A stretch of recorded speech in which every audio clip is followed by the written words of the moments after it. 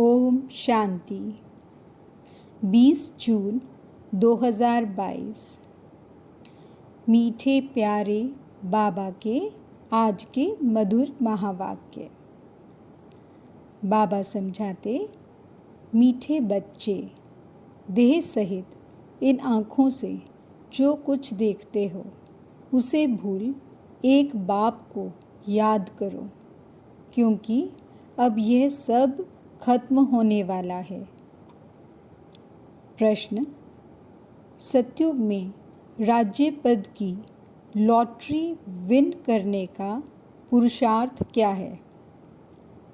उत्तर: पहला पॉइंट, सतयुग में राज्य पद लेना है तो अपने ऊपर पूरी नज़र रखो, अंदर कोई भी भूत ना रहे। अगर कोई भी भूत होगा तो लक्ष्मी को वर नहीं सकेंगे। राजा बनने के लिए प्रजा भी बनानी है।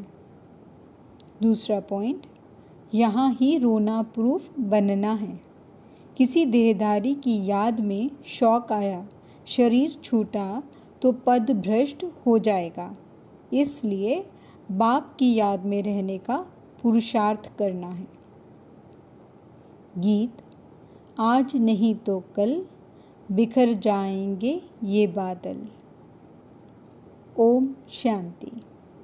शिव बाबा कहते हैं ओम शांति, फिर इनकी आत्मा भी कहेगी ओम शांति। वह है परमात्मा, यह है प्रजापिता। इनकी आत्मा कहती है ओम शांति। बच्चे भी कहते हैं ओम शांति। अपने स्वधर्म को जानना होता है ना। मनुष्य तो अपने स्वधर्म को भी नहीं जानते हैं। ओम शांति अर्थात अहम आत्मा शांत स्वरूप है। आत्मा है मन बुद्धि सहित। यह भूलकर मन का नाम ले लेते हैं। अगर कहें आत्मा को शांति कैसे मिले तो बोलो, वाह, यह भी प्रश्न है। आत्मा तो स्वयं शांत स्वरूप है, शांति धाम में रहने वाली है। शांति तो वहाँ मिलेगी ना। आत्मा शरीर छोड़ चली जाएगी तब शांति में रहेगी। यह तो सारी दुनिया है, इसमें आत्माओं को पाठ बजाना है। शांत कैसे रहेंगे? काम करना है। मनुष्य शांति के लिए कितना भटकते हैं। उनको यह पता नहीं है कि हम आत्माओं का स्वधर्म शांत है। अब तुमको आत्मा के धर्म का पता है। आत्मा बिंदी मिसल है। बाप ने समझाया है, सब कहते हैं निराकार परमात्माए नमः। परम पिता उनको ही कहा जाता है, वह तो है निराकार। उनको शिव परमात्माए नमः कहा जाता है। अब तुम्हारा बुद्धि योग उस तरफ है। मनुष्य तो सब देह अभिमानी हैं, उनका योग बाप तरफ नहीं। तुम बच्चों को हर बात समझाई जाती है। गाते भी हैं ब्रह्मा देवताए नमः। ब्रह्मा का नाम लेकर ऐसा कभी नहीं कहेंगे ब्रह्मा परमात्माए नमः। एक को ही परमात्मा कहा जाता है, वह है रचयिता। तुम जानते हो हम हैं शिव बाबा के बच्चे। उसने हमको ब्रह्मा द्वारा क्रिएट किया है, अपना बनाया है। ब्रह्मा की आत्मा को भी अपना बनाया है, वर्षा देने के लिए। ब्रह्मा की आत्मा को भी कहते हैं मुझे याद करो। बीके को भी कहते हैं मामेकम याद करो। देह का अभिमान छोड़ दो। ये ज्ञान की बातें हैं। 84 जन्म लेते लेते अब यह शरीर जड़ जड़ीभूत हो गया है, बीमार रोगी हो गया है। तुम बच्चे कितने निरोगी थे।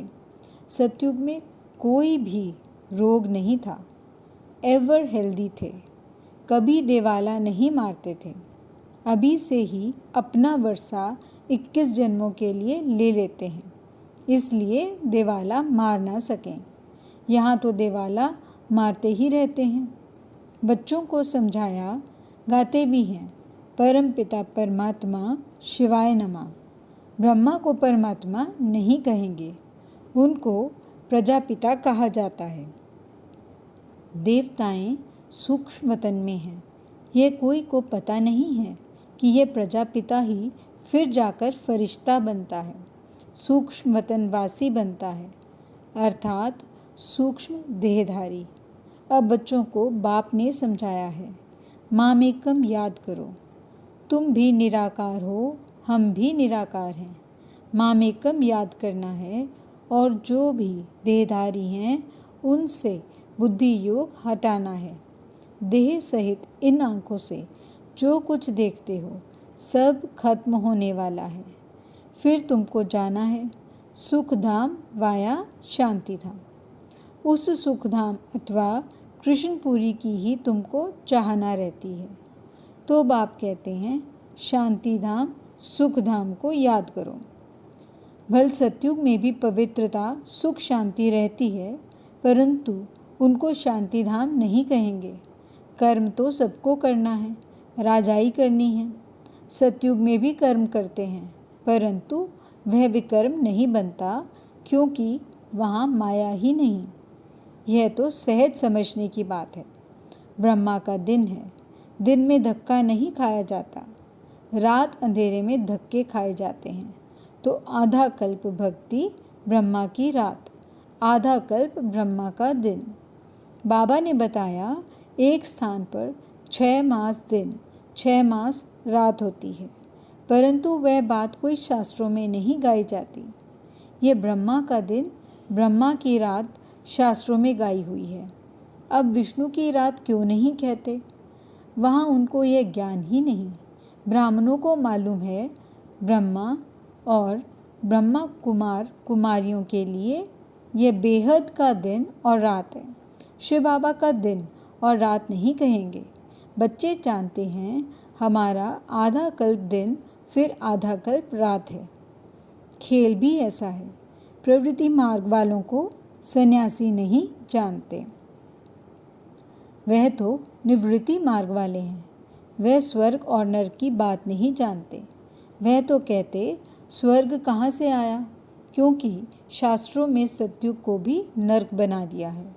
अब बाप बहुत मीठी मीठी बातें सुनाते हैं। कहते हैं बच्चे, मैं निराकार ज्ञान का सागर हूँ।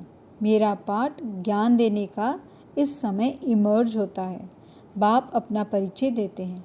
भक्ति मार्ग में मेरा ज्ञान इमर्ज नहीं होता है। उस समय सारा रस्म रिवाज भक्ति मार्ग का चलता है।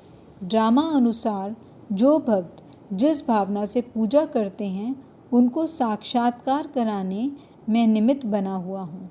उस समय मेरी आत्मा में ज्ञान का पाठ इमर्ज नहीं है, वह अभी इमर्ज हुआ है। जैसे तुम्हारा 84 जन्मों का रील भरा हुआ है, मेरा भी जो पाठ ड्रामा में जब नूंदा हुआ है वह उसी समय बचता है। इसमें संशय की बात नहीं।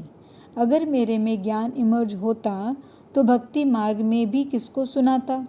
लक्ष्मी नारायण को वहाँ ये ज्ञान है ही नहीं, ड्रामा में नूंद ही नहीं। मनुष्य मात्र को अगर कोई कहते कि हमको फलाना गुरु सद्गति देते हैं, परंतु गुरु लोग सद्गति कैसे देंगे? उनका भी तो पाठ है। और कोई कहते हैं बरोबर दुनिया रिपीट होती रहती है, यह चक्र फिरता रहता है। उन्होंने फिर चरखा रख दिया है, सृष्टि का चक्र है। वंडर देखो, चरखा फिराने से पेट पूजा होती है। यहाँ इस सृष्टि चक्र को जानने से 21 जन्मों के लिए तुमको प्रालब्ध मिलती है। बाबा यथार्थ रीति अर्थ बैठ सुनाते हैं, बाकी सब अयथार्थ सुनाते हैं। तुम्हारी बुद्धि का ताला खुला हुआ है। ऊंचे ते ऊंच है भगवान, फिर ब्रह्मा विष्णु शंकर हैं सूक्ष्म वतन वासी, फिर स्थूल वतन में पहले लक्ष्मी नारायण, फिर जगत अम्बा जगत पिता हैं। वह संगम के हैं तो मनुष्य ही। भुजाएं आदि कुछ भी हैं नहीं। ब्रह्मा को भी 2 भुजा है। भक्ति मार्ग के चित्रों में कितनी भुजाएं दे दी हैं। अगर किसको 8 भुजा हो तो 8 टांगें भी होनी चाहिए। ऐसे तो होता नहीं। रावण को 10 शीश दिखाते हैं तो टांगें भी 20 देनी चाहिए। यह सब गुड़ियों का खेल, कुछ भी समझते नहीं। रामायण जब सुनाते हैं तो बहुत रोते हैं। बाप समझाते हैं यह सब है भक्ति मार्ग। जब से तुम वाम मार्ग में गए हो तब से काम चिता पर बैठ तुम काले बन गए हो। अब एक जन्म में ज्ञान चिता का हथियाला बांधने से 21 जन्म के लिए वर्षा मिलता है।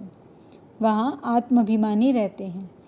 एक पुराना शरीर छोड़ दूसरा नया ले लेते हैं। रोने आदि की बात नहीं रहती। यहाँ बच्चा पैदा होगा तो बधाई देंगे, धूमधाम से मनाएंगे। कल बच्चा मर गया तो या हुसैन मचा देंगे। दुख धाम है ना, जानते हो भारत पर ही सारा खेल है। भारत अविनाशी खंड है, उनमें ही सुख दुख नर्क स्वर्ग का वर्षा होता है। हेमनली गॉडफादर ने ही ज़रूर हेवन स्थापन किया होगा। लाखों वर्ष की बात हो तो कोई याद भी कैसे पड़े, किसको भी पता नहीं है स्वर्ग फिर कब होगा।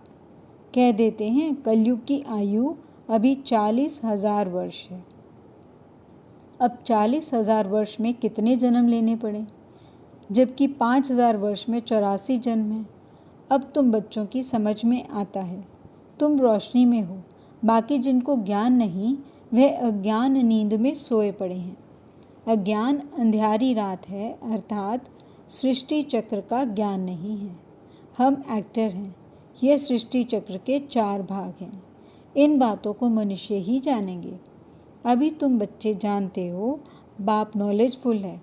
उनमें जो जो खूबियाँ हैं वह सब तुमको दान देते हैं। ज्ञान के सागर से तुम वर्षा लेते हो।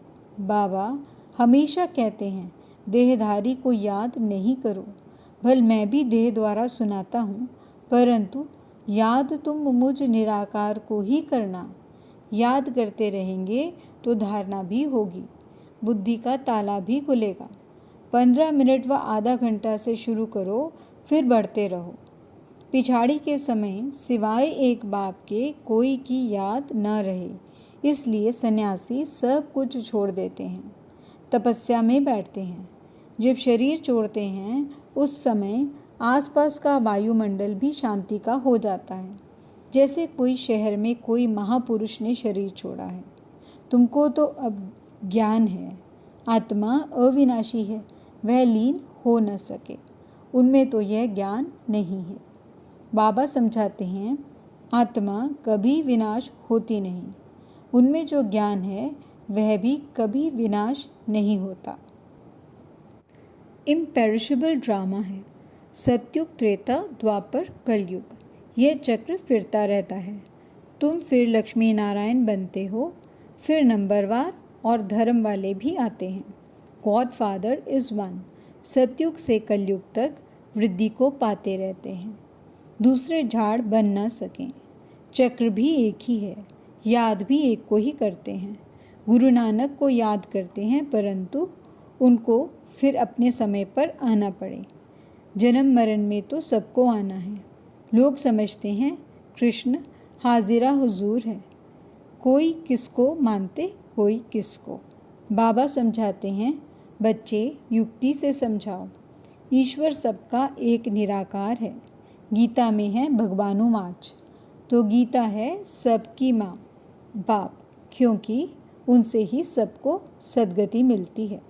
बाप सबका दुख हरता सुख करता है। भारत सबका तीर्थ स्थान है। सद्गति बाप द्वारा ही मिलती है, यह उनका बर्थ प्लेस है। सब उनको याद करते हैं।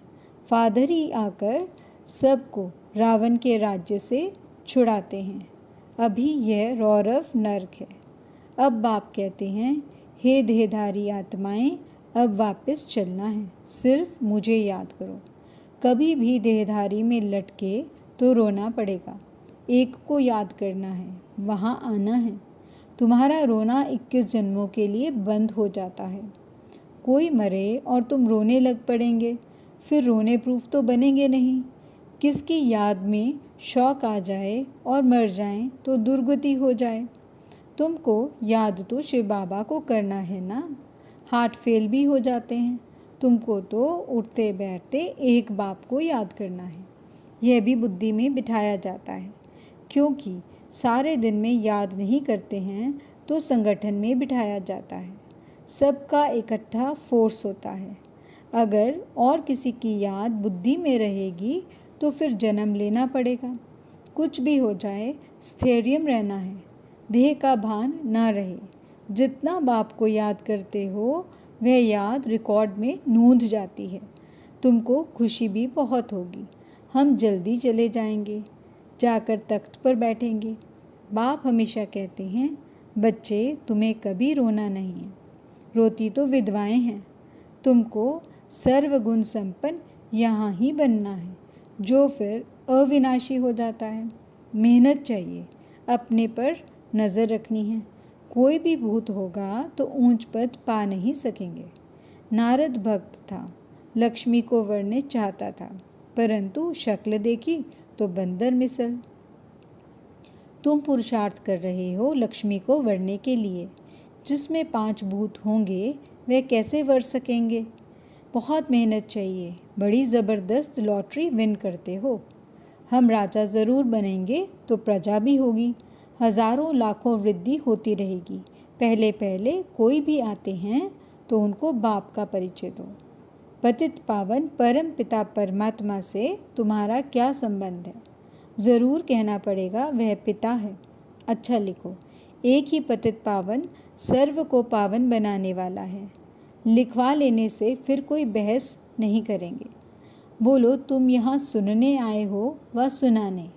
सर्व का सद्गति दाता तो एक निराकार है ना, वह कब आकर साकार में नहीं आता है। अच्छा, फिर प्रजापिता से क्या संबंध है?